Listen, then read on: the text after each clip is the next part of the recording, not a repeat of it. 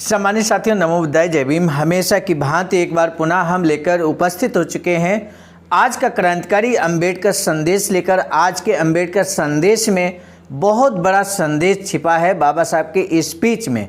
बाबा साहब का ये स्पीच जो 20 अप्रैल 1954 को बाबा साहब ने दिया था, और बाबा साहब कहते हैं कि निष्ठा का पालन न किया जाए तो धर्म की तरह ही राजनीति भी लफंगों का बाजार साबित होगी। ये बात बाबा साहब कहते हैं। तो बाबा साहब के इस स्पीच को आज हम लेकर उपस्थित ये हैं स्थान Buddha Bodhisattva Ambedkar international centre BBAIC Sarnath, Varanasi, राज्य उत्तर प्रदेश, देश भारत के सौजन्य से।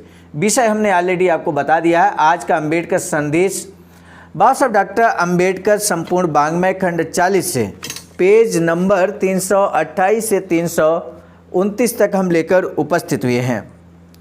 आज के अंबेडकर संदेश में बाबा साहब का ये स्पीच हम रखे हैं। उससे पहले हम आपको भूमिका बताना उचित समझते हैं।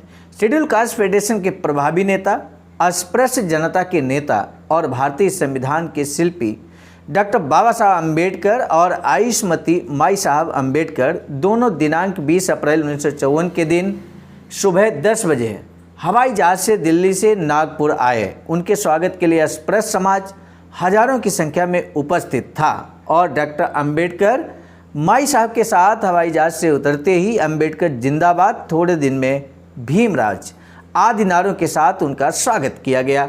डॉक्टर बाबा साहब अंबेडकर भंडारा द्वीप मतदाता संघ के संसदीय उपचुनावों में आरक्षित सीट के उम्मीदवार के तौर पर खड़े थे और भंडारा चुनाव क्षेत्र में चुनाव प्रचार के लिए वे नागपुर आए हुए थे। इस अवसर पर बाबा साहब के क्या स्पीच होता है, हम सीधे स्पीच की तरफ आपको लेकर चल रहे हैं।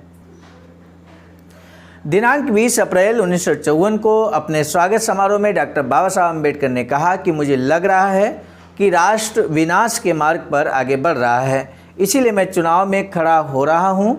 आगे बाबा साहब कहते हैं कि कांग्रेस के साथ सुलह के लिए तैयार होता तो मेरा लोकसभा में टिका रहना असंभव नहीं था, लेकिन धर्म की ही तरह अगर राजनीति में भी निष्ठा का पालन नहीं किया गया तो यह लफंगों का बाजार बन जाएगा। ये बात बाबा साहब कहते हैं। आगे बाबा साहब कहते हैं कि विरोधी पार्टी की सीटों पर से लोगों के सामने अलग दृष्टिकोण रखने के लिए ही मैं ये चुनाव लड़ रहा हूँ।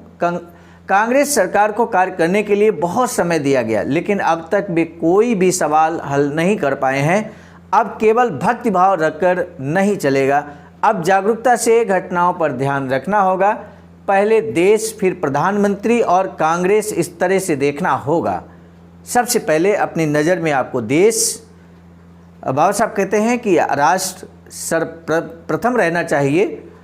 आज लोगों का जो कर्तव्य है कि वे वर्तमान सरकार बदल दें। आज दुनिया में भारत का कोई दोस्त नहीं रहा है। हिटलर की जर्मनी को जैसे घेर लिया गया था वैसा ही कुछ यहाँ हो रहा है। पाकिस्तान को अमेरिका से मिल रही सैनिक की मदद बहुत गंभीर बात है, उसका बड़ा गंभीर असर होगा। पाकिस्तान को इस प्रकार की मदद जब मिल रही है तब यहाँ वहाँ बिखरे अन्य खंडित मुस्लिम राष्ट्र भी एक हो जाएंगे और उनके इस्लामी संयुक्त राज्य की स्थापना होगी। ये तो समझने वाली बात है।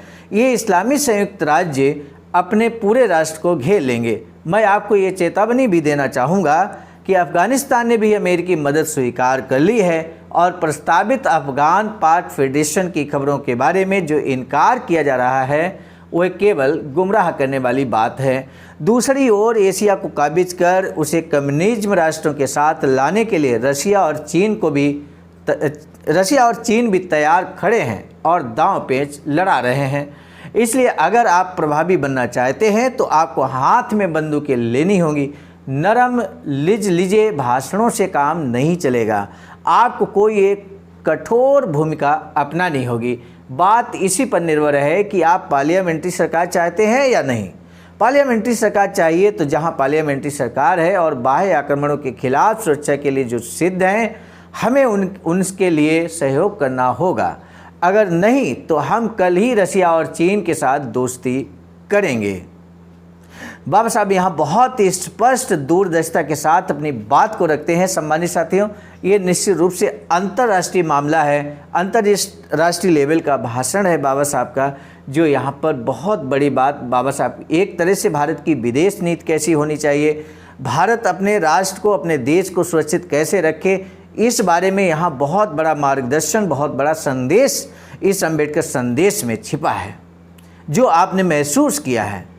आज पहला प्रश्न है, बोधिसत्व बाबा साहब डॉक्टर भीमराव अंबेडकर किस स्थान से चुनाव लड़ रहे थे?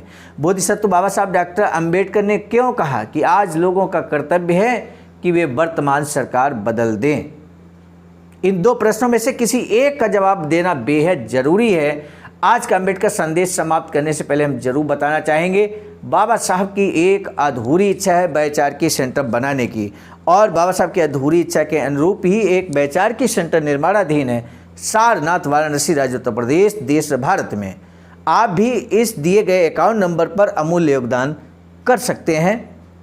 आज का अंबेडकर संदेश हम लेकर उपस्थित हुए थे मिशन नायक बुद्धमित्र मुसाफिर सर राष्ट्रीय अध्यक्ष आवाज का नई दिल्ली की प्रेरणा में, और साथ ही साथ संकलन कर्ता में परम आदरणीय विजय कुमार बौद्ध जी, प्रांतीय कोषाध्यक्ष आवाज का बिहार। प्रस्तुत कर्ता के रूप में मैं स्वयं सर्वजीत आर्य, राष्ट्रीय मीडिया प्रभारी, IT सेल आवाज का नई दिल्ली।